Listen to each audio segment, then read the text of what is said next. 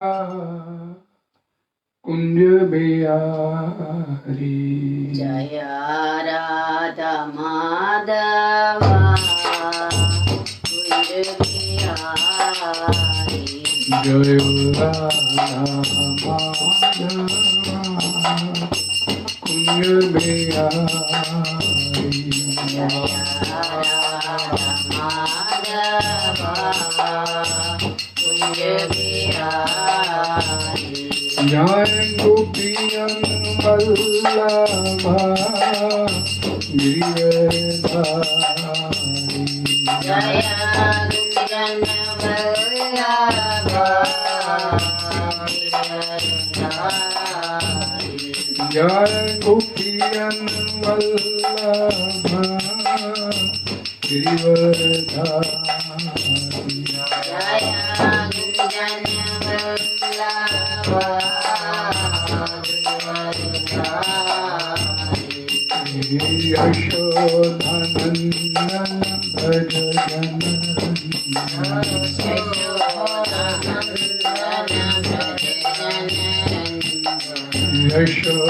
यशोधनन्दन भज जनरञ्जन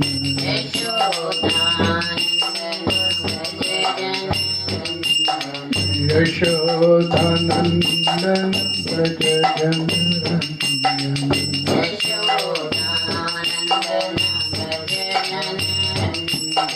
यमुना तीरा वनचारी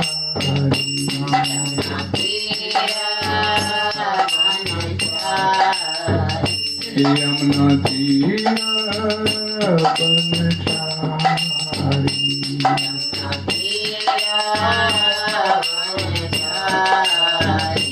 जय राधा माधवा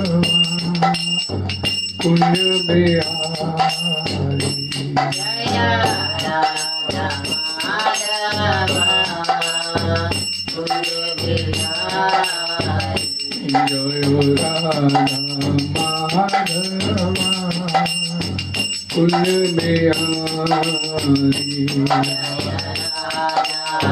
माधवा कुंज बिहारी हरे कृष्णा कृष्णा कृष्णा हरे हरे हरे राम राम राम हरे हरे हरे कृष्णा कृष्णा कृष्णा हरे हरे हरे राम राम हरे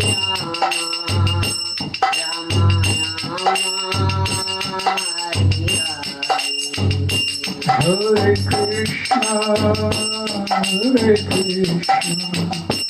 कृष्णा कृष्णा हरे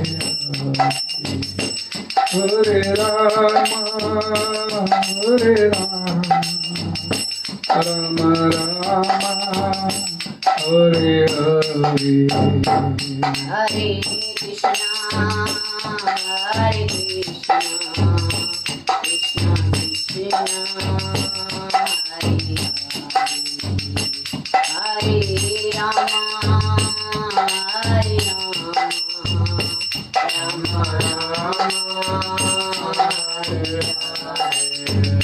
हरे कृष्णा कृष्णा कृष्णा हरे हरे हरे राम राम राम हरे हरे हरे कृष्णा कृष्णा कृष्णा हरे हरे राम राम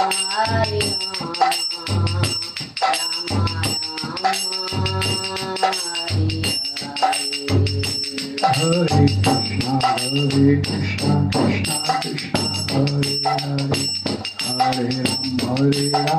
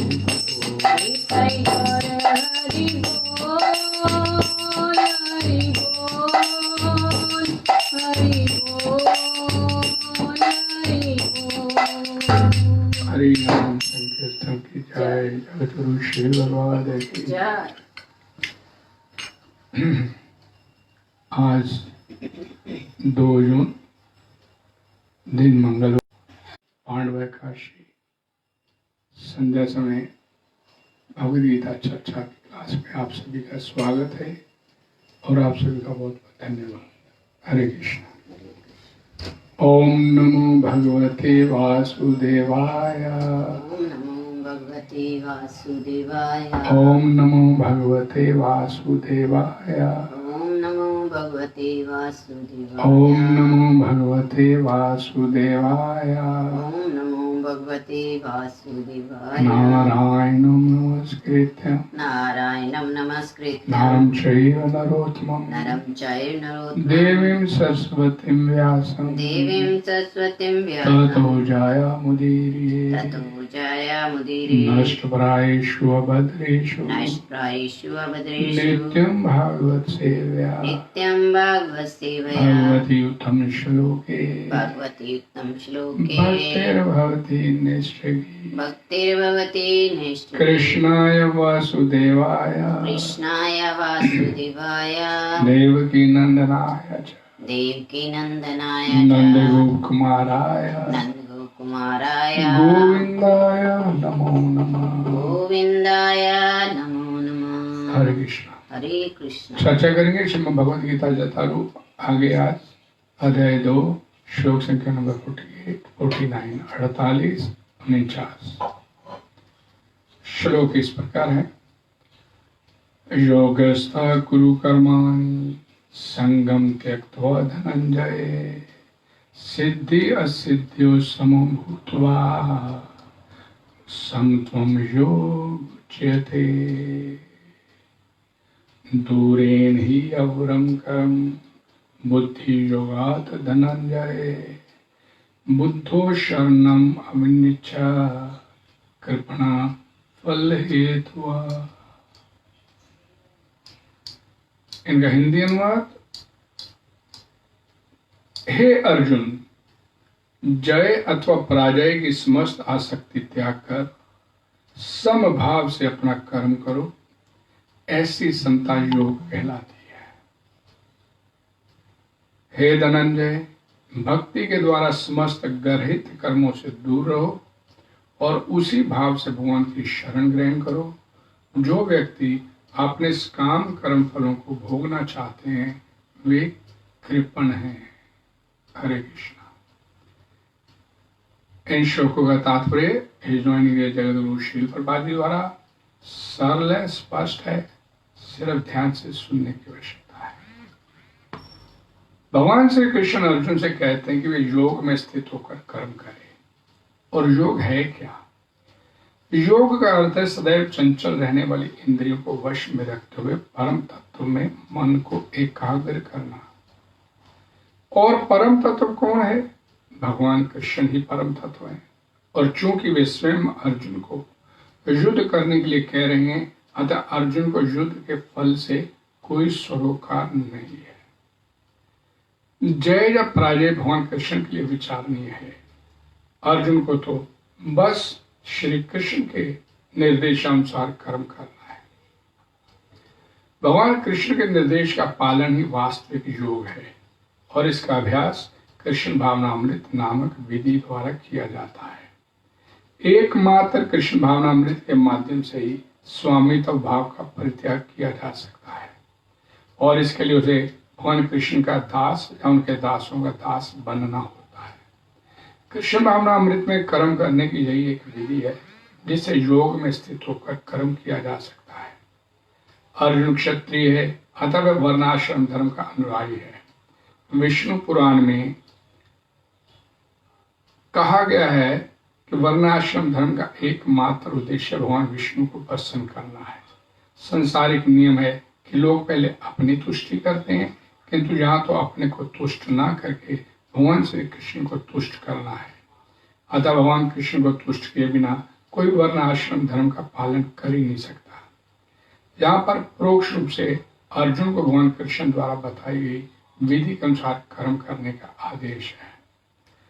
जो व्यक्ति भगवान के दास के रूप में अपने स्वरूप को समझ लेता है वह कृष्ण भावना अमृत में स्थित रहने के अतिरिक्त सारे कर्मों को छोड़ देता है। जीव के लिए ऐसी भक्ति कर्म का सही मार्ग है। केवल कृपण ही अपने काम कर्मों का फल भोगना चाहते हैं, किंतु इससे वे भव बंधन में और अधिक फंसते जाते हैं। कृष्ण भावना अमृत के अतिरिक्त जितने भी कर्म संपन्न किए जाते हैं वे गर्हित हैं, क्योंकि इससे कर्ता जन्म मृत्यु के चक्कर में लगातार फंसा रहता है। अतः कभी इस बात की आकांक्षा नहीं करनी चाहिए कि मैं कर्म का कारण बनूं। कृष्ण भावना अमृत में हर कार्य भगवान कृष्ण की तुष्टि के लिए किया जाना चाहिए। कृपणों को यह ज्ञात नहीं है कि दैववश या कठोर श्रम से अर्जित संपत्ति का किस तरह दुरुपयोग करें।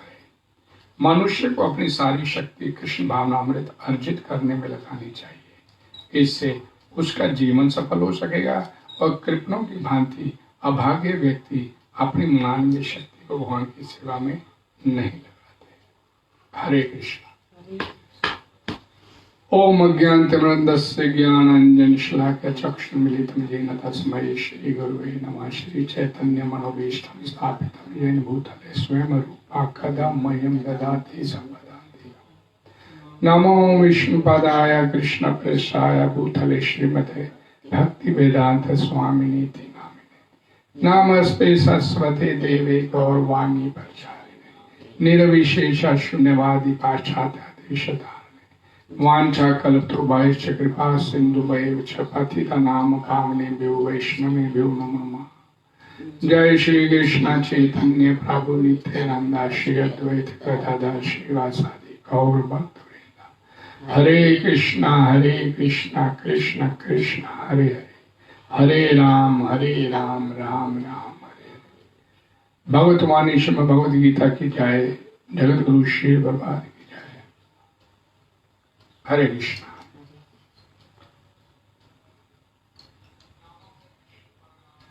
योगस्थ कुरु कर्माणि संगम त्यक्त्वा धनंजय सिद्ध्य सिद्ध्यो समभूत्वा समत्वम योग उच्यते। ये एकमात्र ऐसा श्लोक है जिसमें भगवान श्री कृष्ण ने योग की परिभाषा क्या है ये बताइए। योग वास्तव में है क्या ये बताने का प्रयास किया है। हम लोग इसे योग बोलते हैं और भगवान श्री कृष्ण योग किसे कहते हैं ये बताया जा रहा है। इसको थोड़ा सा और क्लियर करना चाहूंगा प्रभुपाद जी के एक वाक्य से। प्रभुपाद जी सुबह की सैर करके समुद्र तट के किनारे, बॉम्बे की बात है, वापस आ रहे थे तो रास्ते में कुछ लोग, उन्होंने देखा समुद्र तट पे कुछ लोग योगा कर रहे थे। तो प्रभुपाद जी के साथ जो चलने वाले उनके शिष्य थे, भक्त थे, उनमें से एक ने प्रभुपाद से पूछा, प्रभुपाद जी ये योगा करते हैं, क्या ये हम लोगों को करना चाहिए? शिला प्रभुपाद ने उस शिष्य के उस वाक्य को सुना लेकिन कोई जवाब नहीं दिया, न उसकी तरफ देखे। उस शिष्य को लगा कि शायद प्रभुपाद जी ने सुना नहीं मेरी बात, और थोड़ा सा आगे आके प्रभुपाद जी चलते चलते आगे आके फिर पूछने लगा, प्रभुपाद जी जो लोग योगा करते हैं क्या हम लोगों को ये योगा करना चाहिए? आपकी बार प्रभुपाद जी ने उसकी तरफ देखा, लेकिन उसका कोई फिर जवाब नहीं दिया। उस भक्त के मन में बड़ी क्यूरियोसिटी थी इस बात को जानने की कि भक्तों को भी ये योगा करना चाहिए। तो मैं फिर तीसरी बार पूछा प्रभुपाद से, प्रभुपाद जी ये योगा हम लोगों को करना चाहिए? तो प्रभुपाद जी ने सिरे से नकारते हुए बोला, नहीं, ये हम लोगों का काम नहीं है। भक्त पहले योग की स्थिति में होते हैं। और इसी बात को यहां पर प्रभुपाद जी ने तात्पर्य में स्पष्ट किया। क्या बोले?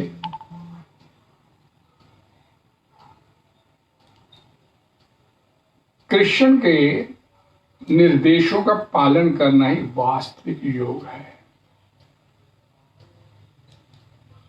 भगवान श्री कृष्ण के निर्देशों का पालन करना ही वास्तविक योग है।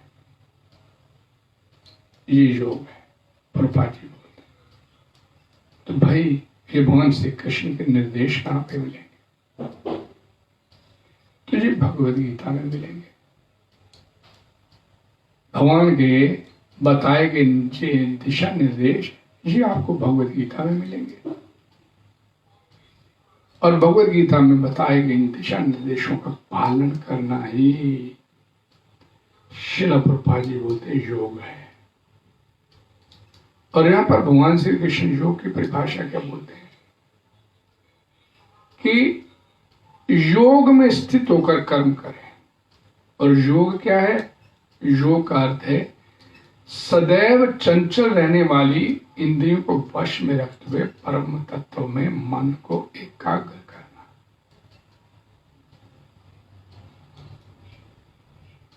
परम तत्व में मन को एकाग्र करना। और जो अष्टांग योग की विधि है, लॉन्ग प्रोसेस, यम नियम ध्यान धारणा प्रत्याहार प्राणायाम और अंत में समाधि अवस्था में पहुंचे। और यहां भक्त श्रील प्रभुपाद जी क्या बोलते हैं? कीर्तन करता हुआ, भगवान के नाम का जप कीर्तन करता हुआ पहले समाधि अवस्था में आ जाता है। उसमें मन को एकाग्र करना अष्टांग योग में, अंत में जाके समाधि अवस्था में आना। लेकिन यहाँ पर भक्त जो होते हैं वो जब कीर्तन करते हैं तो पहले समाधि अवस्था में आ जाते हैं। वो सरल विधि है उस स्थिति में अपने आप को पहुंचाना। यहां पर बोला गया परम तत्व कौन है? जिसके ऊपर मन को एकाग्र करना है। और परम तत्व जहां बताया गया भगवान श्री कृष्ण है। और भगवान श्री कृष्ण के ऊपर अपने मन को एकाग्र तो भक्त करके बैठे हैं। वो अपने मन को भगवान श्री कृष्ण के ऊपर एकाग्र करके बैठे हैं। यहां बोला गया इस श्लोक में कि मन को भगवान के ऊपर केंद्रित करना। संपूर्ण जो हम अपने जीवन में कर्म करते हैं, किसी भी कर्म के फल में ध्यान से समझिए, संगम त्यक्त्वा किसे बोला गया? किसी भी कार्य में, किसी भी कार्य के फल में, किसी भी देश काल घटना परिस्थिति अंदर बाहर आदि प्राकृतिक वस्तु में आसक्ति नहीं होना। इनमें आसक्ति नहीं होगी तभी तू इसमें निर्लिप्तता पूर्वक काम कर सकता है। निर्लिप्त होकर तू काम कर सकता है, आसक्ति नहीं होगी। और अगर तू किसी कर्म फल में चिपक गया उसमें अपने आप को अटका दिया तो क्या बोला गया, और बंधन का कारण बन जाए। फल चाहिए, बंधन का कारण, अच्छा है बुरा है भोगना पड़ेगा। और सिद्धो सिद्धो समभूत हुआ, इसका अर्थ क्या हुआ? क्या आसक्ति जो आपने, अटैचमेंट अपने किसी भी कार्य में विशेष में रख लिया, उसका त्याग का परिणाम क्या होगा?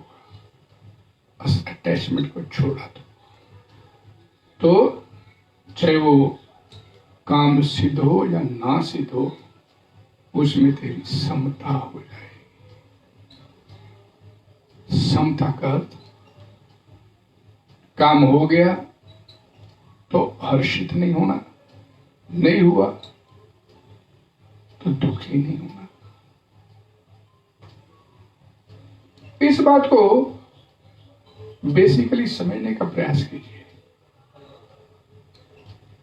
कि भक्त की स्थिति क्या होती है। जीवेर सब रूप है, कृष्णेर नित्येर दास। जीवात्मा का वास्तविक स्वरूप क्या है? भगवान का दास। और भगवान के दास का मतलब क्या है? कि सेवक, और सेवक के ऊपर लाभ हानि इसका कोई प्रभाव नहीं पड़ता। वो तो अपनी नौकरी करता है, सेवकाई कर रहा है। वर्षा हो, आंधी हो, तूफान हो, बारिश हो, काम चला या नहीं चला, मालिक देखे, भगवान कृष्ण देखे। मेरे को तो भगवान कृष्ण का कार्य करना है। काम सफल हुआ है नहीं हुआ तो भगवान देखेंगे। मैं तो अपना ईमानदारी से, सिंसियरली और सीरियसली अपनी सेवा कर रहा हूं। मेरा काम ये।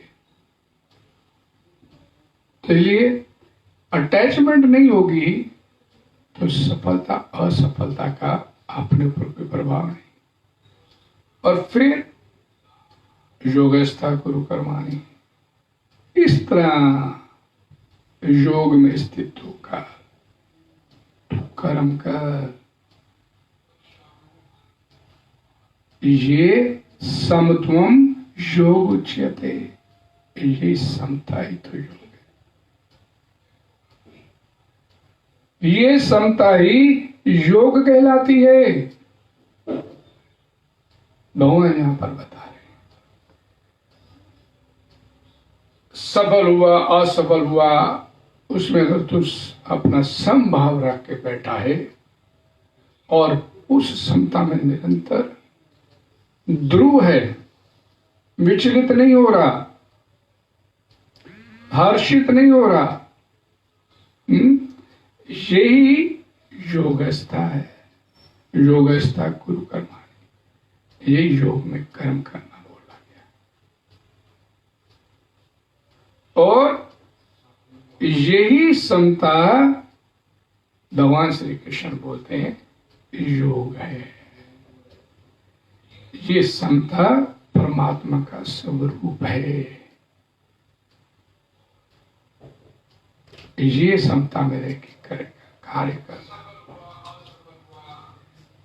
5वें अध्याय के आगे जाके 19वें श्लोक में भगवान श्री कृष्ण कहेंगे, जिनका मन समता में स्थित हो गया, ध्यान से समझिए, जिनका मन समता में स्थित हो गया, उन लोगों ने जीवित अवस्था में ही, जीते जी उन्होंने इस संसार को जीत लिया। उनके लिए लाभ हानि, जय पराजय, दुख सुख भी कोई मायने नहीं रखते। दुख में विचलित नहीं होना, सुख में गोंदल नहीं आना। ये इस अवस्था में कोई भक्त पहुंच गया, उसने जीते जी परमात्म तत्व को प्राप्त कर लिया।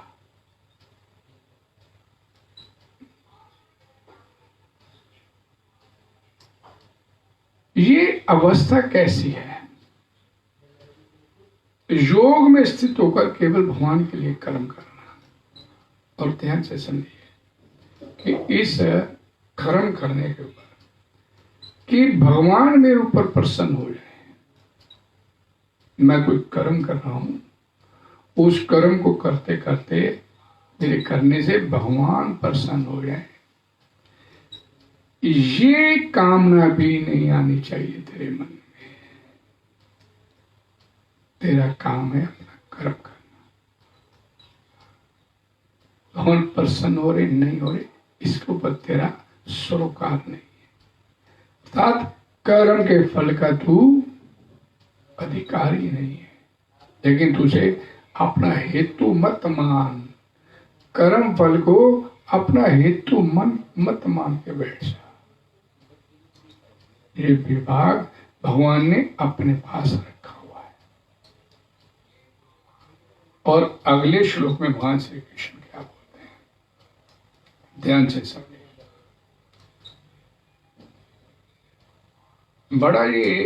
बड़ी ये महत्वपूर्ण बात है।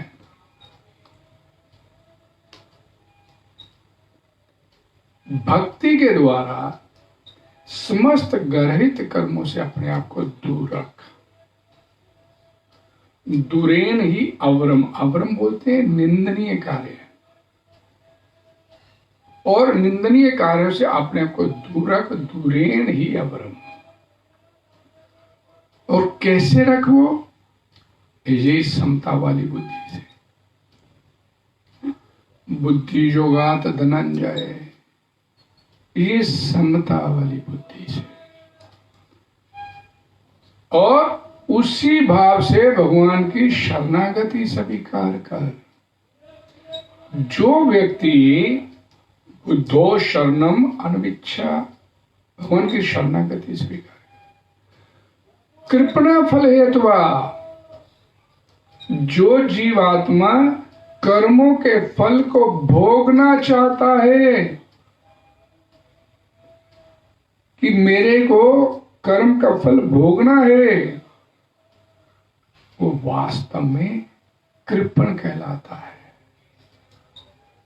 काम कर्म करते ना, पुण्य कर्म किया, काम कर्म किया, और साथ में क्या बोलते हैं, चल यार आज एक अच्छा काम हो गया, किसी को भूखे को खिला दिया। चल यार एक बढ़िया काम हो गया, चंगा फल मिलेगा। ये भावना अपने अंदर व्याप्त रहती है।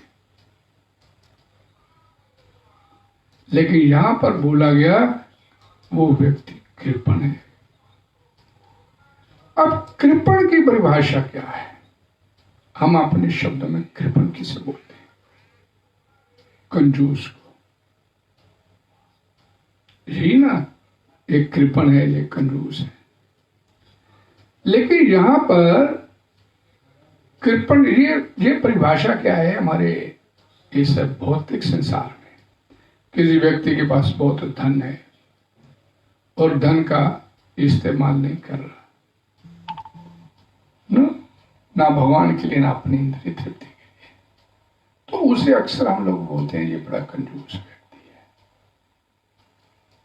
है। कंजूस है, ये धन का चमड़ी जाए दमड़ी ना जाए, वो स्थिति है।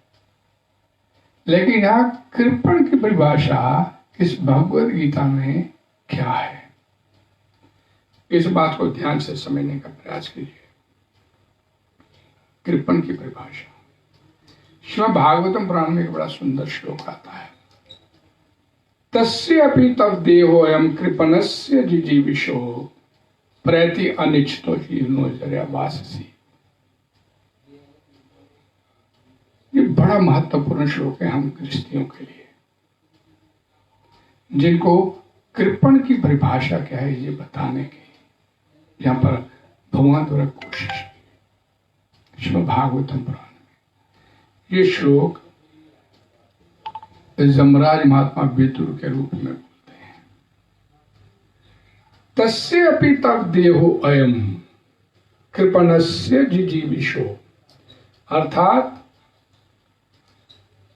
आपका ये शरीर, कृपण शरीर निश्चय ही क्षीण हो जाएगा तथा पुराने वस्त्र की भांति नष्ट हो जाएगा। और मरने की आपकी अनिच्छा, इच्छा किसकी होती है मरने की?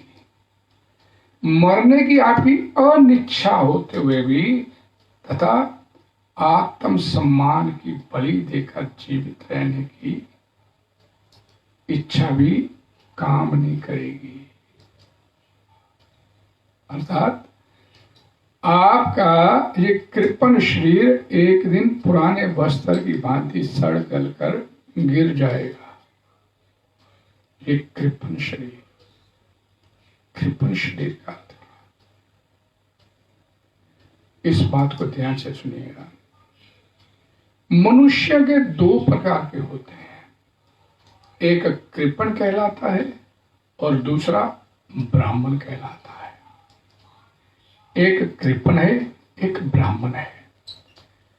कृपण अर्थात कंजूस अपने इस भौतिक शरीर का, जो भगवान ने आपको ये शरीर प्रदान किया है, इसका सही सही मूल्यांकन नहीं कर पाता।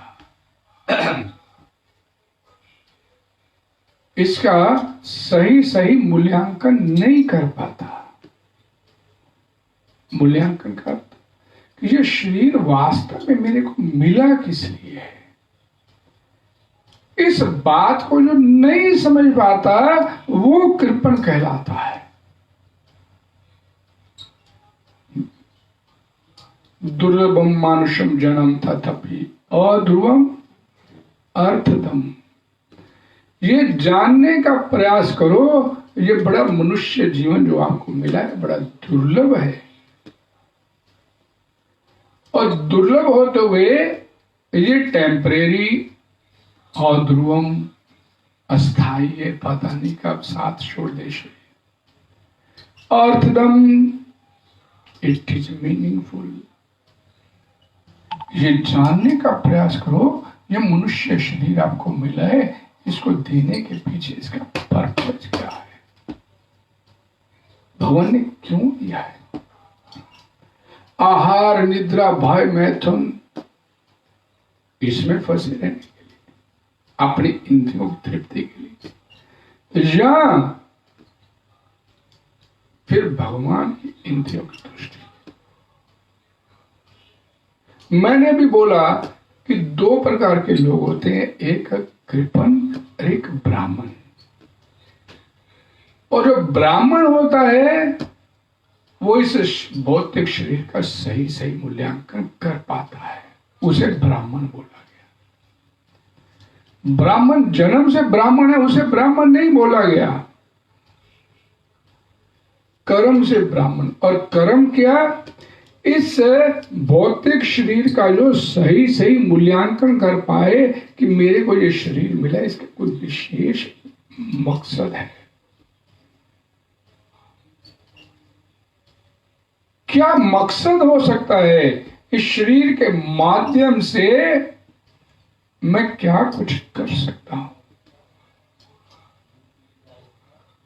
आहार, निद्रा, भय, मैथुन, खा लिया, पी लिया, सो लिया, बचने के रास्ते ढूंढा और सेक्स किया।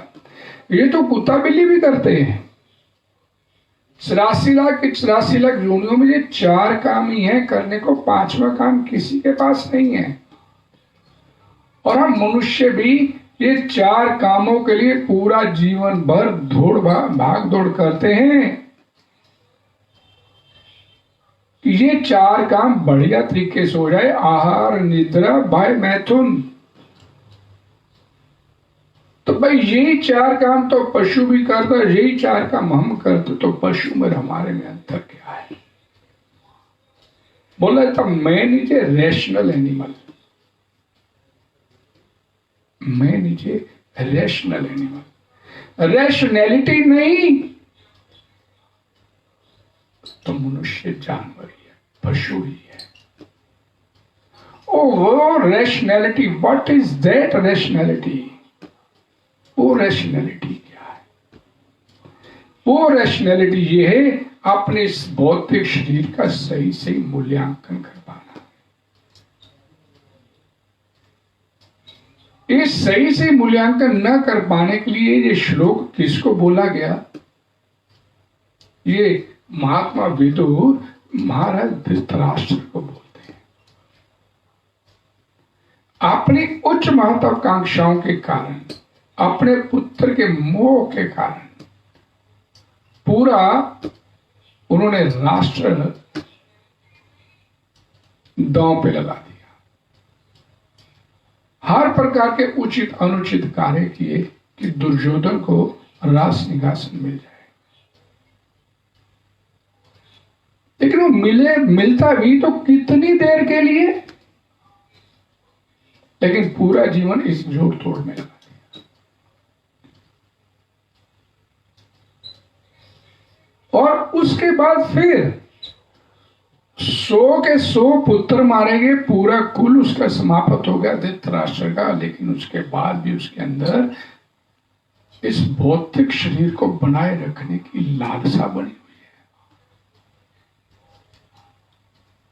है। ये हमारी स्थिति है गृहस्थियों की, कि उस धृतराष्ट्र ने जिन पांडवों को मारने का प्रयास किया अपने जीवन में, पूरा योजनाएं बनाते रहे,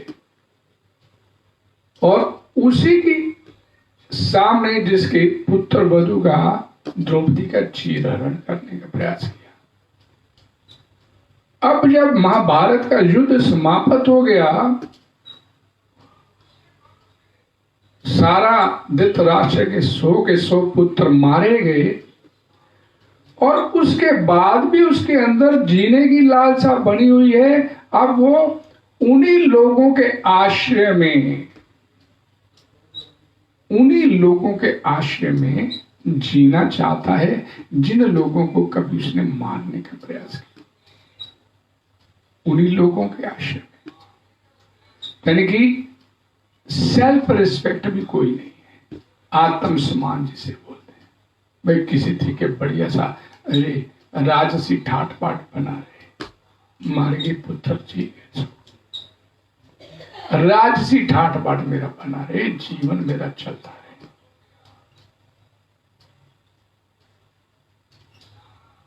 यानी कि उसका जीवन का लक्ष्य क्या था? कि ये शरीर मेरा बढ़िया आराम दे, सब इसे मिलता है। तो अब उन्हीं युधिष्ठिर की शरणागति में वो रहे। और यहां पर महात्मा विदुर उसे बताना चाहते हैं कि ये जो तेरा कृपणस्य जिजीविषो,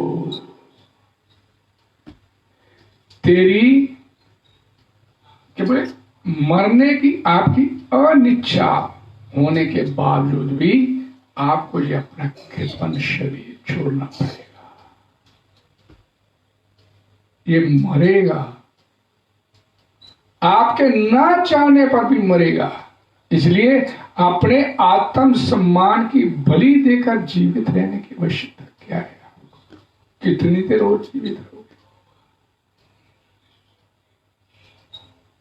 अहोम यसी जंतो जीविताशा, भागवतम का श्लोक है कि जीव के अंदर जीने की कितनी प्रबल इच्छा होती है। वो जीना चाहता है, और उसके लिए किस हद तक वो अपने आप को गिरा देता है ये भी सोचता नहीं है। ये अपनी स्थिति है गृहस्थियों की। हम लोग अपने इस भौतिक शरीर का सही सही मूल्यांकन नहीं कर पा रहे, और जैसे कैसे तैसे अपने शरीर को बनाए रखना चाहते हैं। शरीर का कोई नुकसान नहीं होना चाहिए, शरीर बना रहे, आहार निद्रा भय मैथुन चलता रहे। यहां बोला गया, परमा जी लिखते हैं, कृपण अपने शरीर का गलत मूल्यांकन करने के कारण इंद्रिय तृप्ति का भरपूर ताकत से भोग करना चाहते हैं। अंत तक अपने शरीर से इस संसार का भोग करने में लगे। धृतराष्ट्र को यहां पर कृपण कहा गया क्योंकि वह अपने शरीर का कोई मूल्यांकन किए बिना येन केन पराकरेण जीवित रहना चाहता है।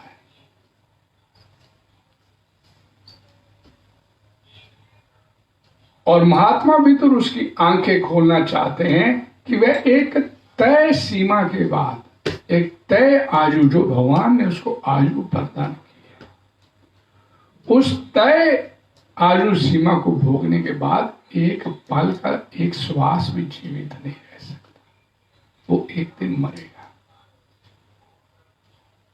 ये महात्मा विदुर हम जैसे गृहस्थियों को बताना चाहते कि ये जो भगवान ने एक आपको शरीर प्रदान किया है, इसका सही से मूल्यांकन करने का प्रयास कीजिए। ये शरीर आहार, निद्रा, भय, मैथुन या पारिवारिक मोह के चलते ऐसे नहीं व्यर्थ गवा दिया जाए, क्योंकि आगे जो आपको शरीर फिर इस आधार पर मिलेगा वो तो फिर अधोगति में जाने वाला हो। ये जितनी भी योनियां बनाई है भगवान ने, हमारी उन अतृप्त इच्छाओं को, कामनाओं को पूरा करने के लिए बनाई। कोई व्यक्ति सोना चाहता है जिंदगी में, बड़ी आराम से सोता रहूं मैं, मेरे को कोई डिस्टर्ब नहीं करे, तो रीछ की जोनी है। 8 महीने सोता है, 4 महीने उठ के अपना खाने पीने का इंतजाम करता है। मांस खाने की इच्छा है जीवात्मा के अंदर, तो अगली जोनी शेर की, कुत्ते की, लोमड़ी की, सियार की, ये मिल जाएगी। लेकिन इतना मांस खा सकता तो खा ले। ये जितनी भी योनियां हैं बाकी की मनुष्य योनि को छोड़ के, ये हमारी अतृप्त इच्छाओं की पूर्ति करने के लिए। भगवान बड़े करुणा सिंधु है, कोई इच्छा अधूरी नहीं रह जाए, उसके लिए भगवान ने पूरे सृष्टि में इंतजाम करके रखा है। उनके लिए जो अपने इस भौतिक शरीर का सही सही मूल्यांकन नहीं कर पाते हैं। आगे देखिए शिला प्रभुपाद जी क्या बोलते हैं। महात्मा विदुर उसकी आंखें खोलना चाहता है कि निश्चित अवधि से वो एक पल भी जीवित नहीं रह सकता और अब उसे मरने के लिए तैयार रहना चाहिए। वृद्ध अवस्था आ गई तो समझिए कि अब मरने की तैयारी कर लेनी चाहिए। चूंकि मृत्यु अवश्यंभावी है, तो उसे जीवित रहने के लिए ऐसी अपमानजनक स्थिति क्यों स्वीकार करनी चाहिए? या तो होना भी मैंने मरना नहीं है, मैं तो जीवित रहूंगा, कैसे तैसे भी मैं क्यों अपना जीवन काटूं। लेकिन मरना है तो फिर उसके लिए ये अपमानजनक स्थिति क्यों मैं स्वीकार करूं? क्यों मैं इसे स्वीकार करूं? अच्छा तो यही है कि मृत्यु की जोखिम उठाते हुए एक उचित रास्ता पकड़ लिया जाए। मरना ही है तो फिर उसके लिए क्यों नहीं मैं तैयार करूं?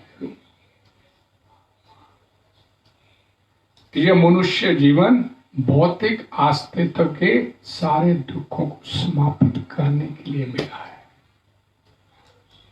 ये इसका पर्पज है। दुरेन ही अवरम,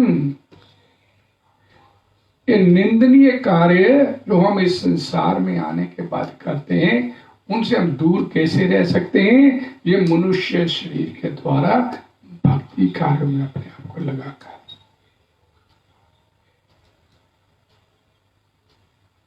मनुष्य की जो वास्तविक समस्याएं हैं, जन्म, मृत्यु, रोग, बुढ़ापा, ये हमारे को अर्थात आत्मा, मैं आत्मा हूं, मैं शरीर नहीं हूं, लेकिन मेरे को ये 4 रोग लगे हुए हैं।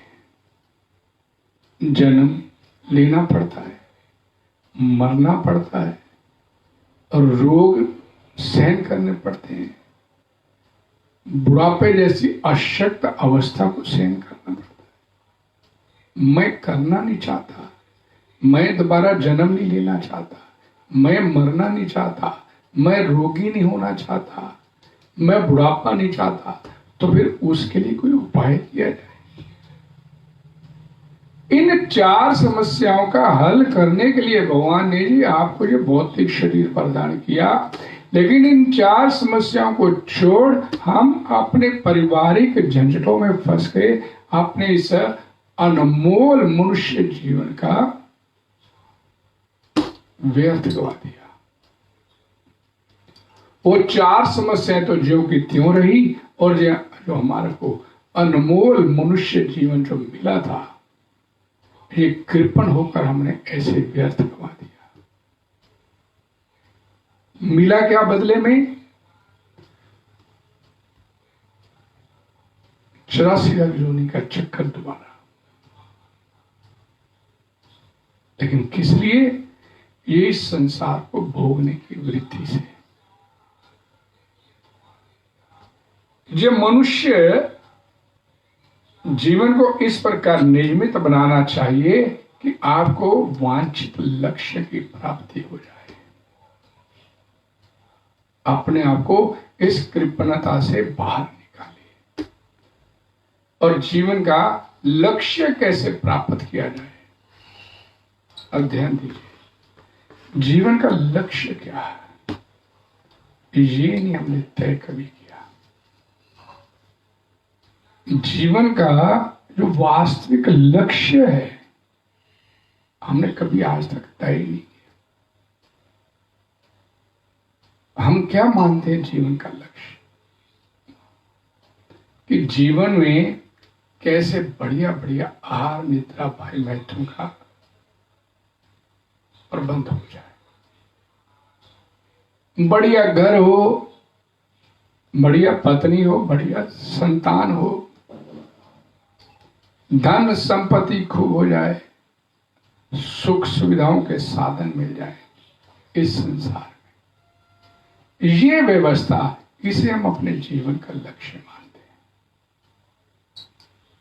और जीवन का लक्ष्य, इस लक्ष्य को प्राप्त करने के लिए, ये भौतिक लक्ष्य को प्राप्त करने के लिए जन्म से ही इसका प्रयास शुरू करते हैं। माता पिता इसकी शुरुआत करवाते हैं कि भाई कौन से स्कूल में डाला जाए इसे बढ़िया से, इसकी एजुकेशन अच्छी हो, भौतिक एजुकेशन, मटेरियलिस्टिक एजुकेशन। और फिर 10th पास हो गई तब कौन सी लाइन पकड़ी जाए, आजकल किस लाइन में अधिक बढ़िया नौकरी, बढ़िया धन मिल जाता है, वो पढ़ाई करनी चाहिए।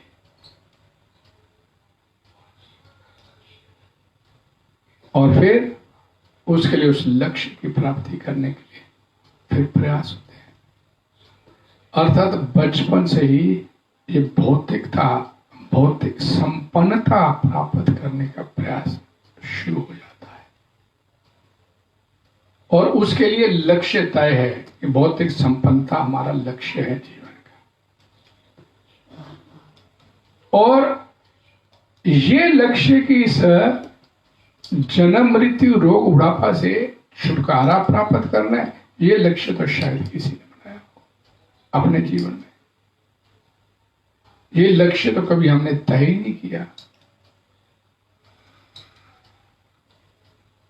भौतिक संपन्नता का लक्ष्य तय किया जाता है तो उसके लिए पूरा सिस्टमेटिकली हम उसकी तैयारी करते हैं। लेकिन इस जन्म मृत्यु रोग बुढ़ापा की समस्याओं से निकलने का जो लक्ष्य है, तो हमें से कभी नहीं किसी ने बनाया। तो हमारी स्थिति क्या हुई? कृपण हुए। ये हमारी कृपणता कि हमने धृतराष्ट्र की तरह सिर्फ भोगने में अपने जीवन को लगाने का प्रयास किया। और मौजूदा जो जीवन चल रहा है उसमें भी यही प्रयास है कि कैसे दुख कम हो जाए, सुख प्राप्त मिले, इसी के लिए प्रयास करते हैं। लेकिन कोई भगवत प्राप्ति, भगवत प्रेम प्राप्ति, भगवत धाम प्राप्ति के लिए कोई प्रयास करता है? कोई थोड़ा बहुत इसके विषय में समझा दे तो हाँ भाई ये भी करेंगे। ये नहीं कि भौतिकता छोड़ के इसको करेंगे, ये भी करेंगे।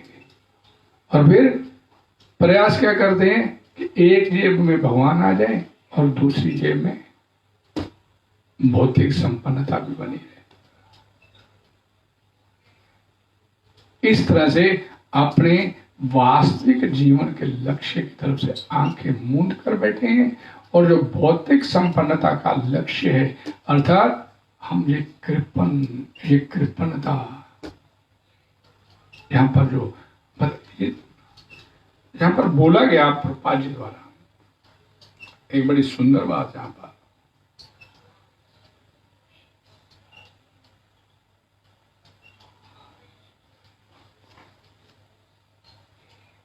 कृष्ण भावना अमृत के अतिरिक्त जितने भी कर्म संपन्न किए जाते हैं, कृष्ण भावना अमृत अर्थात भगवान श्री कृष्ण की भक्ति के अतिरिक्त जितने भी कर्म संपन्न हम लोग अपने जीवन में करते हैं, वे गर्हित हैं, निंदनीय हैं। जिस काम को करने में भगवान की विस्मृति हो जाए, भगवान भूल जाए, वह कार्य निंदनीय है, क्योंकि इससे कर्ता जन्म मृत्यु के चक्कर में लगातार फंसा रहता है, बाहर नहीं निकल पाता। अतः कभी इस बात की आकांक्षा नहीं करनी चाहिए कि मैं कर्म का कारण बनूं। कृष्ण भावना अमृत में हर कर्म भगवान कृष्ण की तुष्टि के लिए किया जाना चाहिए। अर्थात भक्ति का मतलब कि ऋषिकेशा सेवनम भक्ति रुच्यते, यानी अपनी इंद्रियों से इंद्रियों के स्वामी भगवान श्री कृष्ण की सेवा में अपने आप को लगाना भक्ति रुच्यते, ये भक्ति कहलाता है, ये भक्ति है। लेकिन कृपणों को ये ज्ञात नहीं है कि कठोर श्रम से अर्जित संपत्ति का किस तरह सदुपयोग करें। कठिन मेहनत करके लाखों करोड़ों कमा भी लिए तो फिर उसके बाद उनको मालूम नहीं है कि इस कमाई हुई संपत्ति का सदुपयोग कैसे करना है। और सदुपयोग क्या है कि उस संपत्ति को भगवान की सेवा में लगाना, भगवान की इंद्रियों की तुष्टि के लिए कार्य करना। मनुष्य को अपनी सारी शक्ति भक्ति अर्जित करने में लगानी चाहिए, उससे ही उसका जीवन सफल हो सकेगा। इतनी मेहनत किया, सारी जिंदगी भर मेहनत करके धन संपत्ति अर्जित कर लिया, लेकिन फिर उसका सदुपयोग नहीं मालूम क्या करना है। धन की 3 गतियां बतलाई गई हैं। पहली गति क्या है? धन की सबसे उत्तम गति है दान कर देना, भगवान श्री कृष्ण की सेवा में लगा देना। ये सबसे उत्तम गति धन की जो आपके पास। और मध्यम गति धन की, भाई दान करने का मजा नहीं है, उसे भोग लो, उस धन को भोग लो फिर।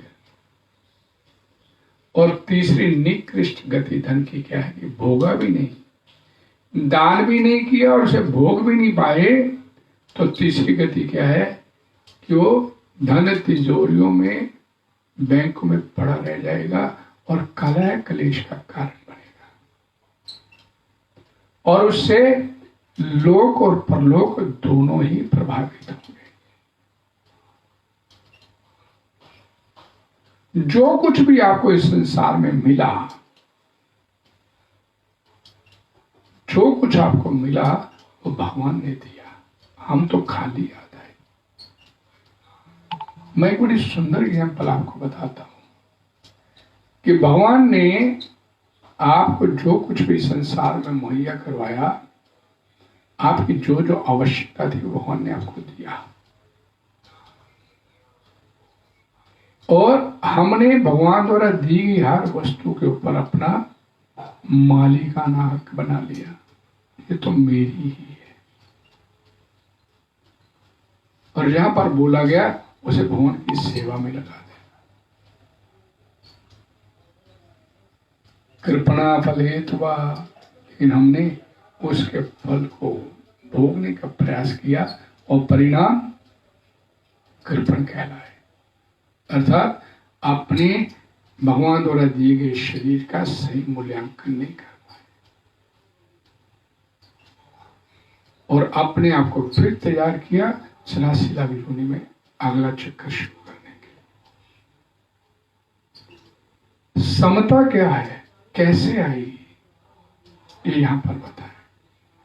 बुद्धि योगात धनंजय, अपनी इस समता से, जो समता भगवान ने जो योग की परिभाषा बतलाई है, उस योग, उस समता से अपने आप को निंदनीय कार्यों से दूर रखते हुए अपने हर कार्य को भगवान की तुष्टि के लिए करने का प्रयास करना, ये ही जीवन का वास्तविक लक्ष्य होना चाहिए। और ये प्रभुपाद जी ने अपने तात्पर्य में विस्तार से समझाने का, सरल तरीके से समझाने का प्रयास किया। इसमें क्या बोलते हैं प्रभु जी, प्रभुपाद जी, अर्जुन को तो बस भगवान श्री कृष्ण के निर्देशानुसार कर्म करना है और भगवान कृष्ण के निर्देश का पालन ही वास्तविक योग है। और इसका अभ्यास कृष्ण भावनामृत नामक विधि, भक्ति, भगवान की सेवा, ये विधि है। प्रभुपाद जी बोलते, जीते जी भी आनंद में और मरने के बाद भी सदगति। और ये विधि नहीं अपनाते, कृष्ण भावनामृत को नहीं स्वीकार करते, जीते जी दुख में और मरने के बाद क्या गति होगी वो पता नहीं। हरे कृष्णा हरे कृष्णा हरे कृष्णा कृष्णा कृष्णा हरे हरे, हरे राम राम राम हरे हरे। जय गुरु श्री प्रभुपाद की जय। कल फिर इसी जगह पर शाम को 5 बजे आपके साथ भगवत चर्चा के लिए आप सभी का बहुत बहुत धन्यवाद। हरे